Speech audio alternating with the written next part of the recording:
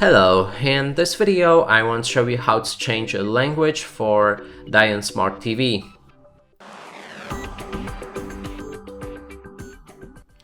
And to do this, we'll need to click on the home button on our remote. It's right here. Now go for the settings, it's that gear icon right here. Now scroll down for the system. If you have your TV set in a language that you don't understand, then simply click on the wrench and screwdriver button. Okay, so it's closed, so let's do that again.